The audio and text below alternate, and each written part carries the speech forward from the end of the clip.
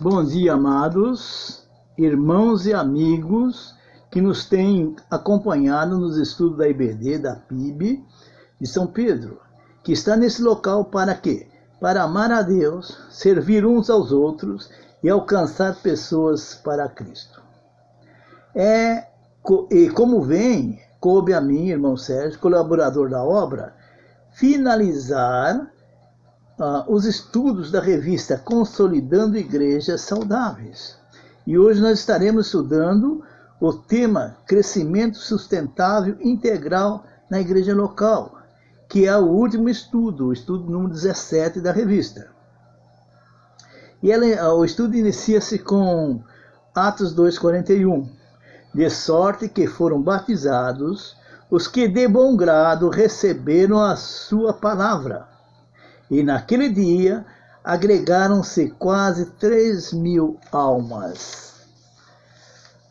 Irmãos, hoje nós estaremos concluindo a série de estudos sobre a igreja. Estivemos analisando temas variados, porém sempre voltados para aspectos práticos da vida comunitária no corpo de Cristo. O texto básico de hoje, rico e profundo, ela relata o crescimento da igreja primitiva e a admiração que havia na comunidade. Era uma igreja vibrante, uma igreja forte, onde o evangelho ele era pregado e as ações de Deus eram constantemente vistas. Hoje estaremos sendo levados a refletir sobre alguns elementos fundamentais para que a igreja em que congregamos haja um crescimento saudável. Agora eu pergunto, onde nós da PIB pretendemos chegar?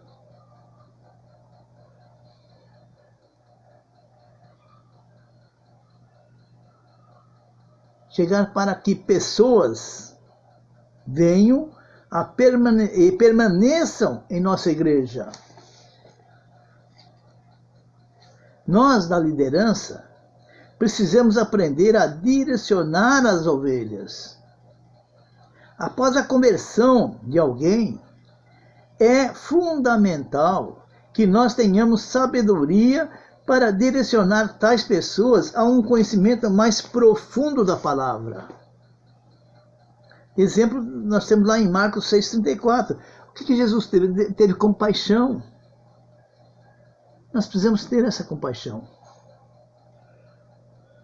Se não estivermos atentos a um planejamento, haverá fragilização e teremos muitas pessoas vazias.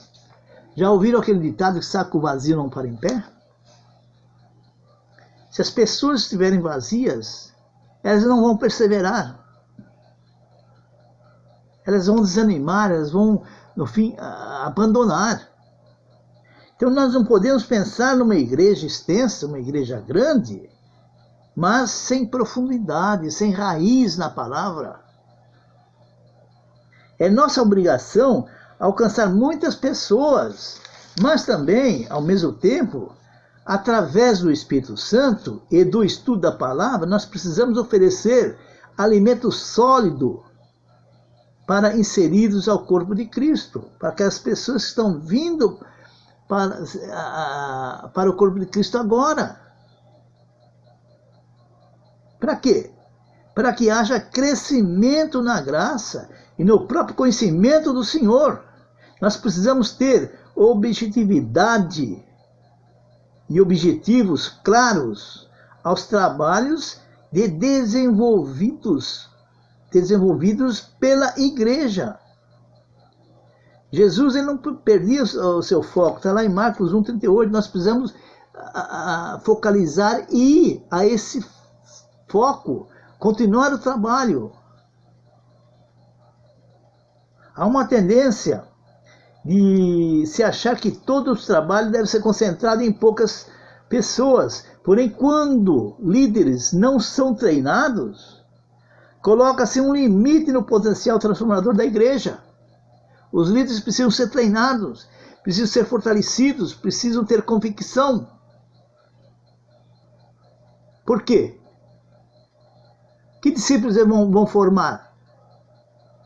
Discípulos fracos, sem convicção, abandonando a palavra por qualquer questão? Não, não é isso. A igreja que tem boa liderança, uma liderança capacitada, ela multiplica-se. Todo líder deve ser um multiplicador. Mas quem pode ser líder na igreja? Essa é a pergunta. Atos 6, 1 a 7, 1 Timóteo 3, 1 a 13 e Tito 1, 5 a 9 dão orientação para isso.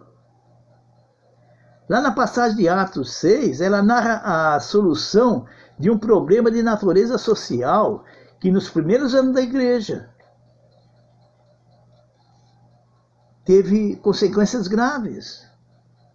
Então os apóstolos, eles precisavam de cooperadores para o serviço social.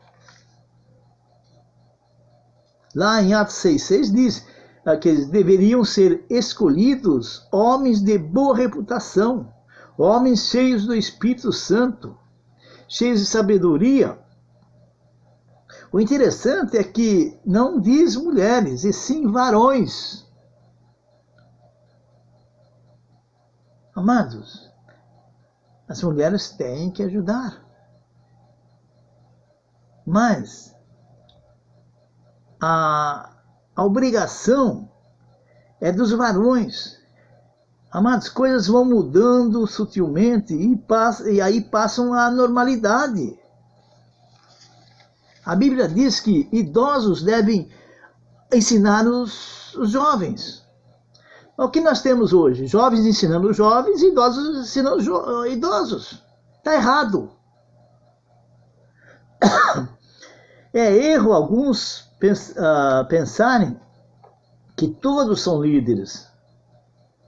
Se assim fosse, no texto de Atos 6, não haveria o critério de escolha. Não precisaria escolher se todos são líderes. Não é assim, não.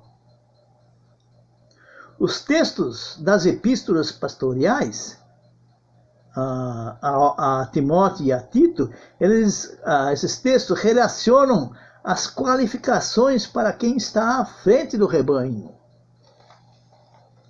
Para preparar líderes, é necessário ensinamentos e desempenho enquanto se constrói relacionamentos.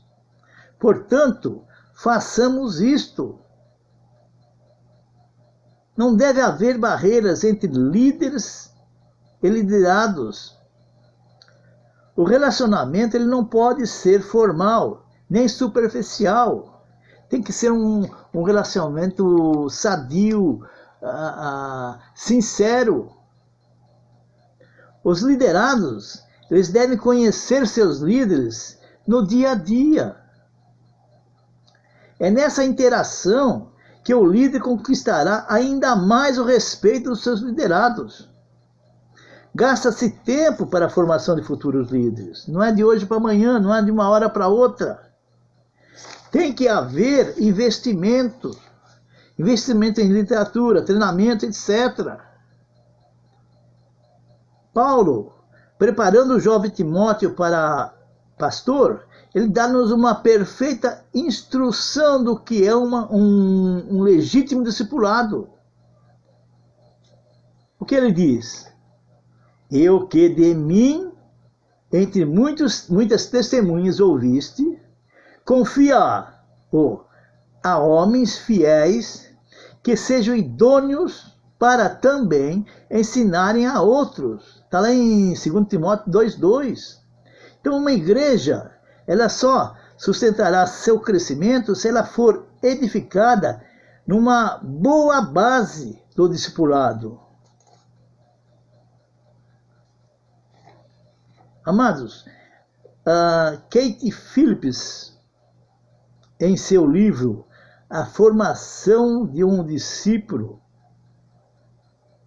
ele diz: quanto mais eu estudava o Novo Testamento, mais firme se tornava a minha convicção de que o discipulado é a única maneira de evitar a má nutrição espiritual e a fraqueza dos filhos espirituais pelos quais sou responsável. É o único método que produzirá cristãos maduros e capazes de reverter a deteriorização física e espiritual do gueto, ou seja, da igreja.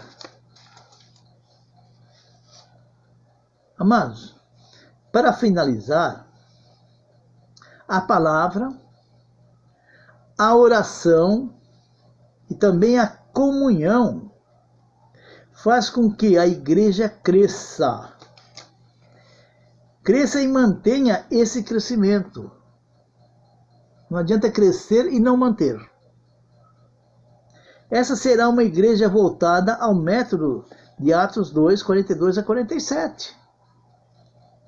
Nós vemos lá em Atos 2, 42, nós vemos que a autenticidade se manifesta na permanência.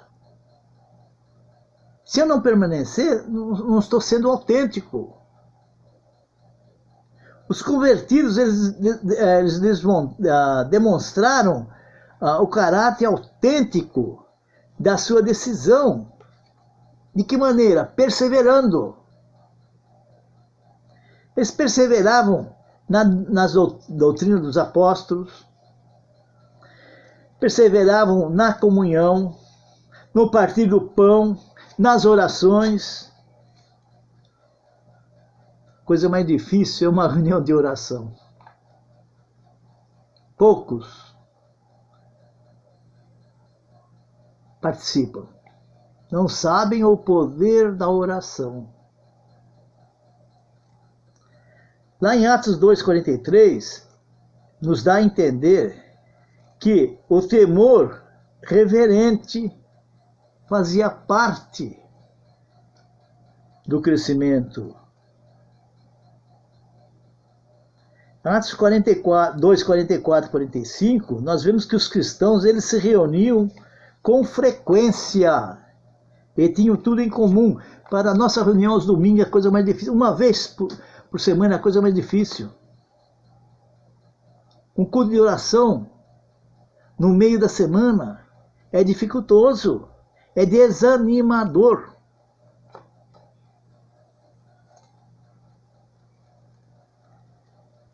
Atos 2,47 nos mostra que a vida se tornou, daqueles irmãos, a vida se tornou um hino de louvor e um salmos de gratidão. Isso acontece conosco hoje. Para aqueles que haviam sido libertados do poder das trevas. Nós não fomos libertados do poder das trevas? Irmãos, no início, os cristãos contaram com a simpatia de todo o povo. E hoje? Não são todos que simpatizam-se com os cristãos. Não sei por quê. Por natureza, a fé cristã ela suscita ódio e oposição no coração das pessoas. Por isso a advertência de Jesus, lá em Lucas 6,26, cuidado com a popularidade. Jesus também, ele fala de sofrimento, de perseguição e tribulação. Está lá em Mateus 10, 22, 23. A vida do cristão não é uma vida fácil, não é uma vida... É prazerosa por Cristo, mas humanamente falando, não. Hoje que nós vemos, maioria de denominações, são mensagens de prosperidade. O crente ele não pode ficar enfermo, ele não pode ser pobre, ele tem que progredir, ter progresso financeiro. Jesus não chamou ninguém para isso. Jesus está nos chamando para nos salvar da perdição eterna. É isso que Cristo está nos fazendo. Não quer dizer que não possamos ter bens. Mas não é esse o foco.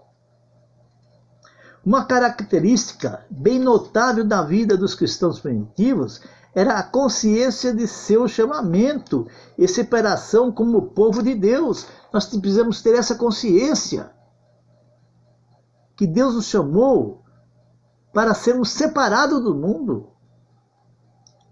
A igreja cristã era uma instituição divina e não humana. E para nós, o que está sendo? Nós precisamos nos cuidar com nossas ações, nossas vestimentas, cuidado com as marcas no corpo. Leia Levítico 19, 28. Está havendo um descuido muito grande de nossa parte para nos apresentarmos a Deus. Juízes humanos não nos receberiam com certas vestimentas que nos apresentamos diante de nosso juízo celestial nas igrejas.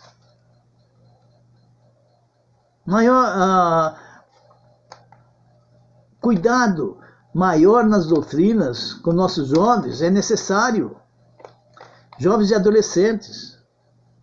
Sem contar com muitos dos adultos que ainda necessitam da mamadeira, do leitinho.